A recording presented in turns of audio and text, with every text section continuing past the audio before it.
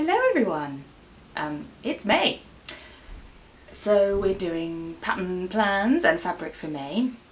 I'm having done my April mix video. So hi, it is actually sunny, which is good. And so I'm just going to take you through my May mix. This video will come in two little sections because I filmed a bit of it last weekend before I chopped up the fabric that I was showing you. So that I will be in a slightly different place and wearing different clothes, but that's fine.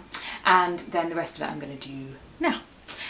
So through the magic of video you will time travel a week in either direction. This is the fabric I wanted to show you.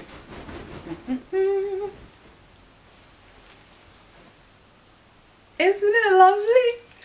So I was very kindly bought vouchers for Sew Over It, who I mention all the time, I know, by my family for my birthday recently, and I wanted to do the Chloe coat course, which they released very recently. I haven't ever made a coat before. I have a pattern that I really love, but I wanted to do something different, and the Chloe coat just looked like it was going to be a really nice, simple style and very versatile. So I'm doing that, and it starts in 2 days. Then the course, the first day is in 2 days, so this will be being cut into pieces to be made into that. And I went along to their shop because I had some money left from the vouchers and I wanted to buy fabric. And they have such beautiful fabrics in their shop that I wanted about 6 of them. But I did the test that I always do on fabric when it's for me, which is to hold it up under your chin, like this. And it was just the best colours on me.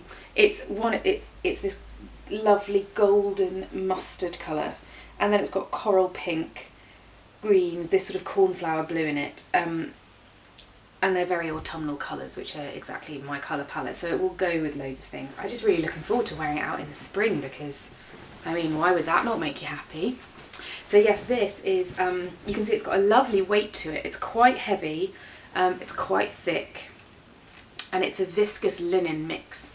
So it's mostly linen, I think, but got a real texture to it, which is lovely, and it's really heavy. But because it's got the viscose in it, it won't crease like linen usually would, and it's got this obviously this beautiful print. I still need to buy the lining fabric for it. I haven't done that, and I'm going to do that on the evening of the course because you can go and buy it at their shop before the course starts. So I'm going to do that, and I think I'll go with something plain. I'm hugely tempted to have pattern lining because I'm a bit of a fan of it, and it's quite hard to find.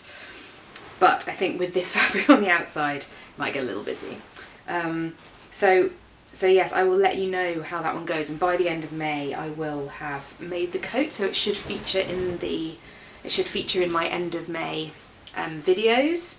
So it's quite hard to fold this up because there's a lot of it, so I shall stop doing that and just put it on my lap. I'll do it after I'm finished.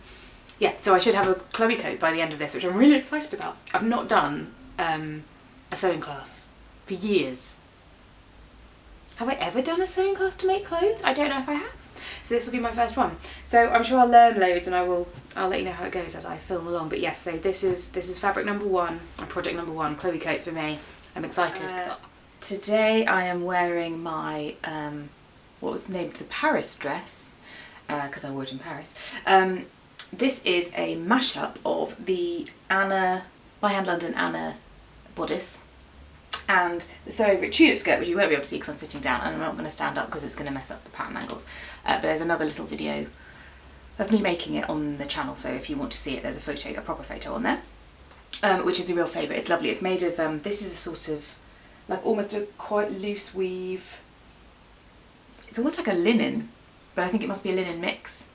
It's hard to tell. It could even be polyester, to be honest. I have absolutely no idea. But it's sort of got quite a nice grain to it. It's sort of a nice loose weave thing, and it means it keeps its structure very nicely, which is perfect for the tulip skirt because you need something that keeps its structure.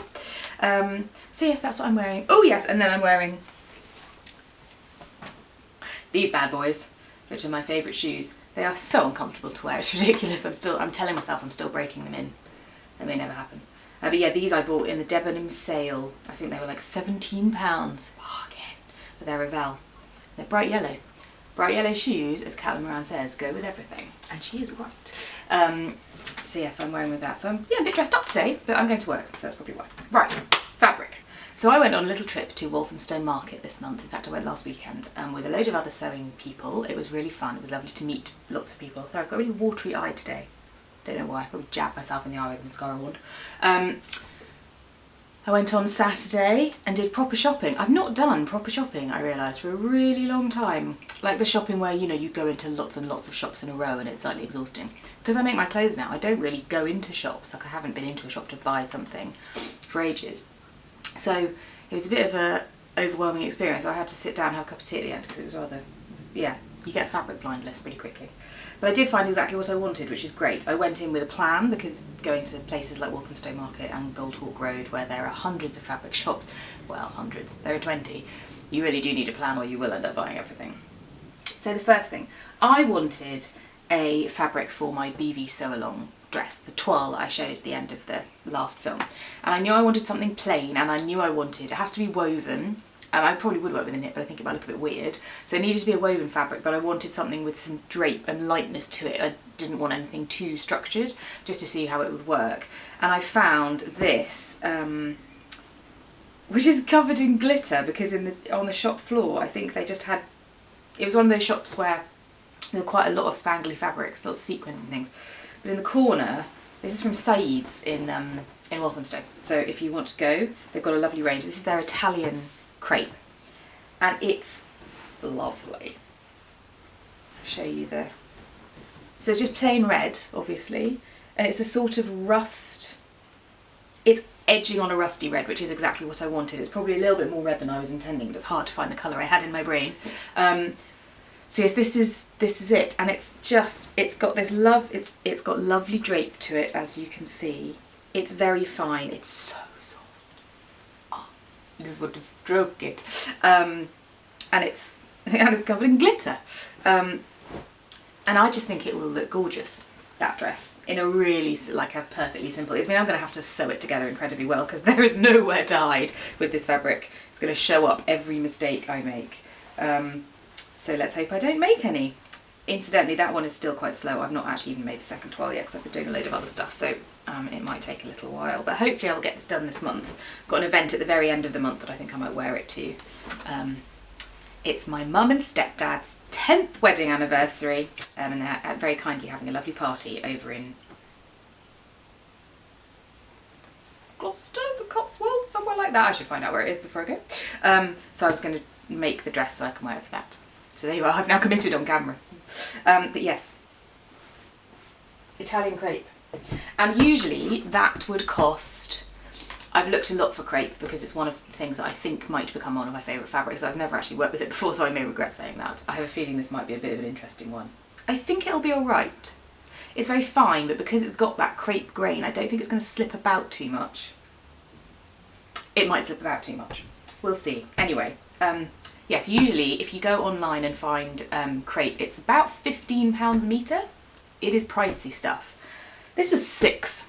So funnily enough, in Walthamstow, with the ladies I was shopping with, most of them were like, well, it was £2.50 a metre. I'm used to spending at least £8 a metre on my fabric, and I will go up to like 12. I think the most I've ever spent was like £14 a metre. But given that for a dress you probably only need 2, like I bought 2 metres of everything, and that will do me a dress, like a knee-length dress with sleeves, very happily. You know, that's still only £12, which for a dress ain't that expensive. So obviously I needed to buy lining because it's quite a fine fabric and it needed lining. And again, I went sensible. I'm sorry, I wanted something quite plain. So I've gone, what is that? Beige? Putty. Let's go with putty coloured. But yes, that's the lining. So those two, I won't spend time on this. It is a lining fabric. So those two though, I think look quite nice together. And I think that's going to make a very sophisticated sort of a dress, assuming I don't cock it up entirely. So there we go. That's those two. In reality, I think that's probably all I'm going to make this month. And I think last time I only did 2 fabrics. I did the African wax print, and then I did my the interweave chambray. So given that there's also the coat fabric, those 2 things together I think are probably going to be quite enough. Okay, so yeah, I think that's it. That's the fabric for this month. And I will record another video once I've made some stuff. I hope you enjoyed it, and I will see you again soon. Okay, bye.